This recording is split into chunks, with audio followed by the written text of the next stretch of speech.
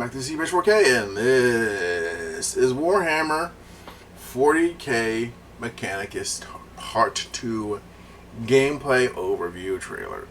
We're going to be looking at this. I'm just going to be playing it and pausing it at various points of it.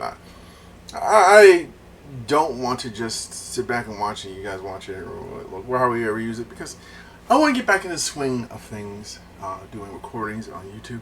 I haven't done a recording in over a month, and that's bad.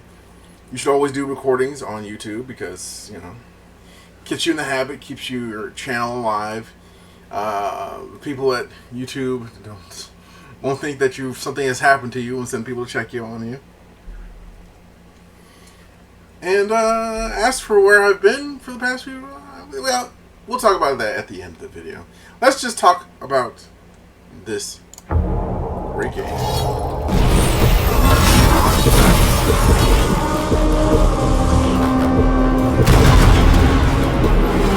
Mechanicus 2 is a turn-based tactical sequel set in the grip. I like the look of that, this like planet here that we've got going here.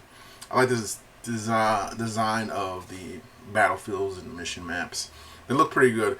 That's another thing I liked about Mechanicus. Mechanicus had some good maps, but nothing that really like stuck out in my mind in Mechanicus. Here I feel like they went more into, let's have a much more diverse map design going forward, and I appreciate it. Dark universe of Warhammer 40,000.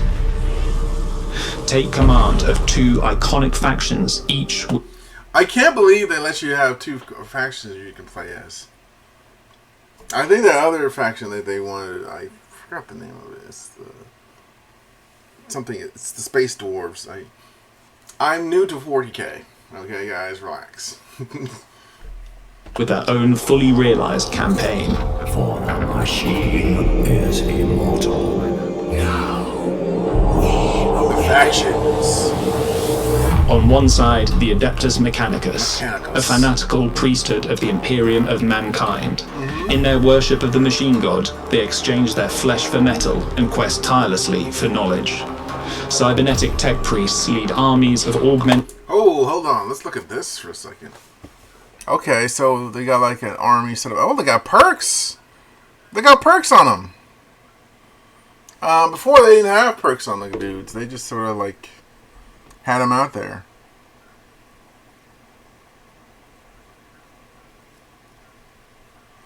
I wonder if they have special perks if you level up and they'll give special perks to them. Or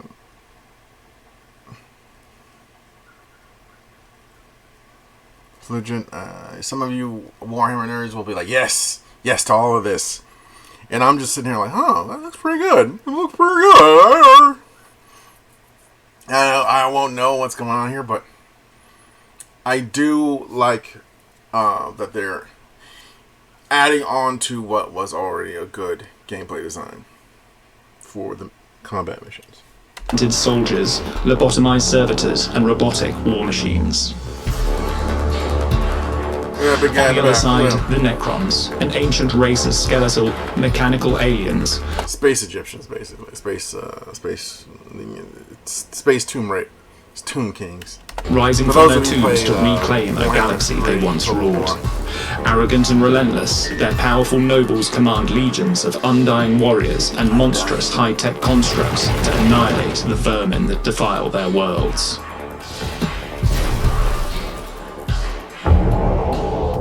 Campaigns of woe. In the Adeptus Mechanicus campaign, you'll once again... The aliens' foul presence darkens the horizon with malevolent purpose. They march. That is such a good... Okay. You cannot tell me that was a good line delivered. So, like, sometimes when people write a line or something like that, it sounds so, like, hokey and so cringeworthy. But a line like this, delivered in the Warhammer 40K universe, look at the wax on his candles are melting onto this shell or something.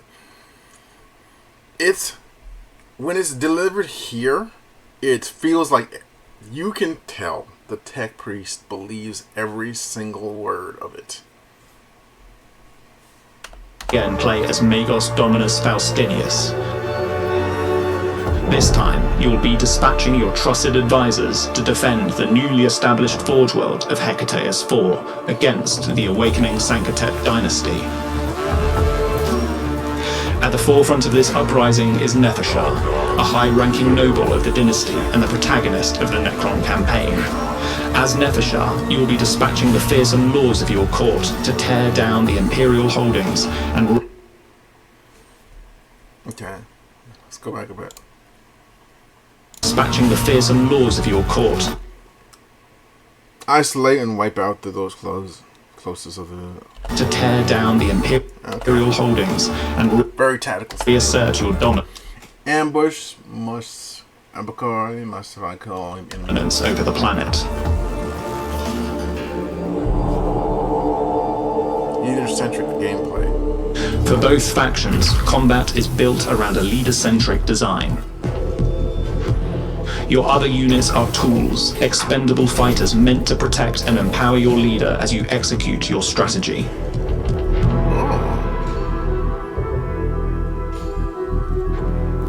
A dynamic turn order system adds the tactical depth necessary to achieve this. Enemy units act in fixed sequence, but on your turn you can choose which unit to play with. Identifying the right sequence, that is, the right unit at the right time, is key to victory. New environmental mechanics. Battles in Mechanicus 2 will rage across a wide range of environments, from forged cities and alien jungles to icy tundras and windswept So let's talk about the leader-centric gameplay. I think that's a good idea. It adds a level of... Because I already talked about the environment and the map design.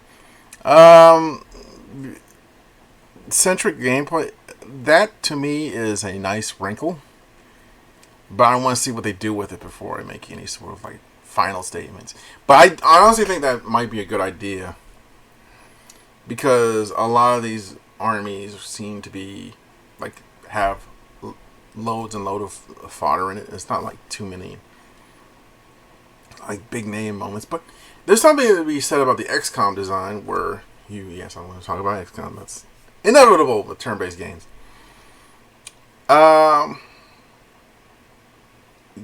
In XCOM, you would make a soldier sort of stand out. He would be the individual who did all the big missions, who went on all big missions, who completed a lot of crazy achievements in battle and on missions. He would really distinguish themselves.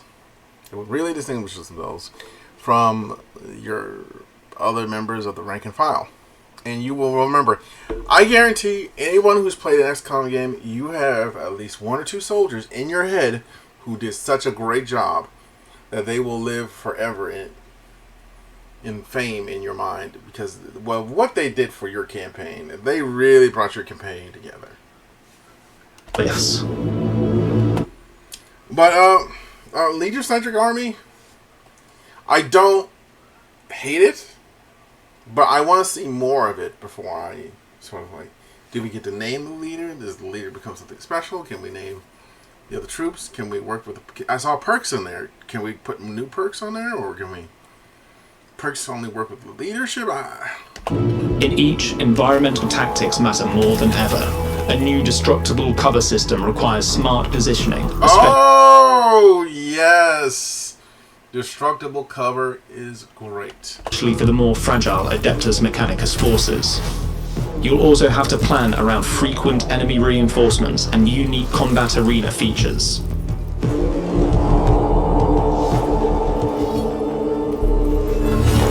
While commanding Mechanicus, you'll need to master a revamped cognition system. Earn it by playing efficiently, then spend it to boost your leader's movement and weapons, or to allow units to utilize their leader's unique canticle.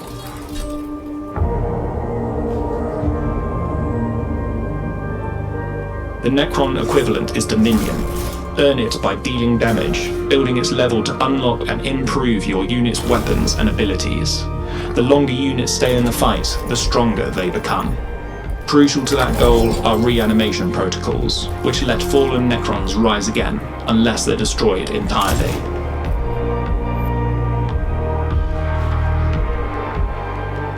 All missions are launched from the war map, where you'll research new technologies.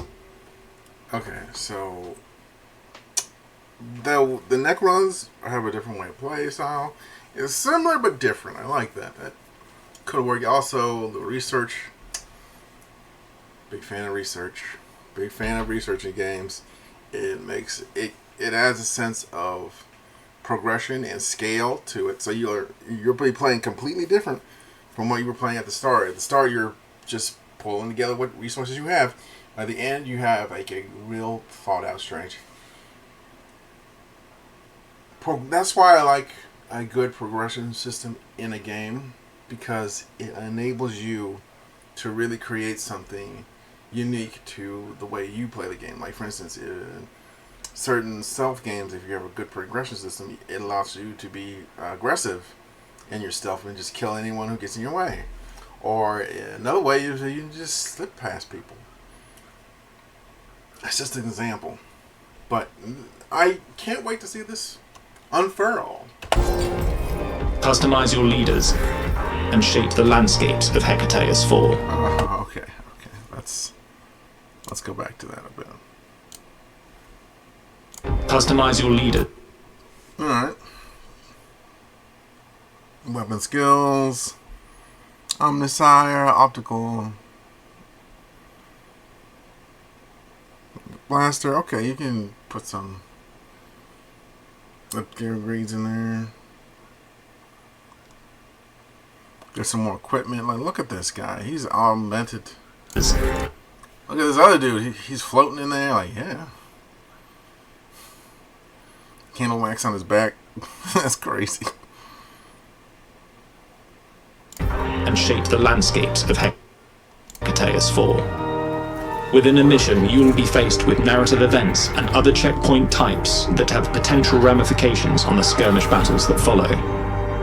As the wider conflict unfolds, the war will descend into a bitter struggle that will put the ultimate fate of the planet and everyone on it in your hands. Alright, it looks like a solid game.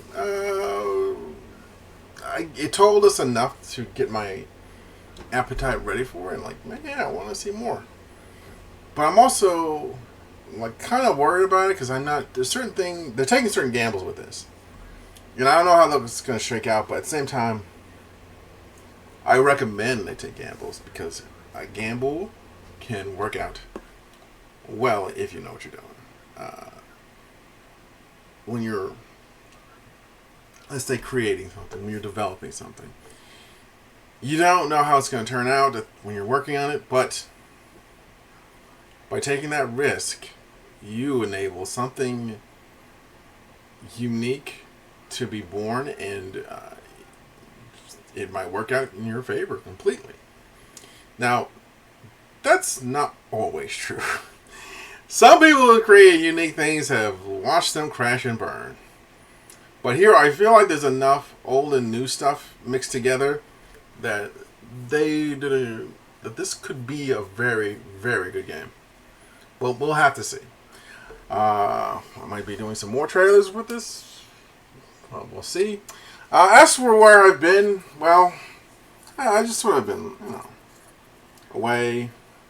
Okay, the truth is, guys, come in closer.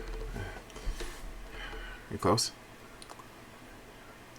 I was attacked and kidnapped by mole people. Yes, mole people. I was able to get away using my Batman level ninja training. It's a harrowing experience. Yeah. I died multiple times. That's how crazy it was. Nah, man. The real reason is I got into a few games and I just sort of like lost the track of time, and I just sort of like, there was no series on the channel that kept me going for a while. So because the XCOM series, I just kept doing that and kept putting up new videos.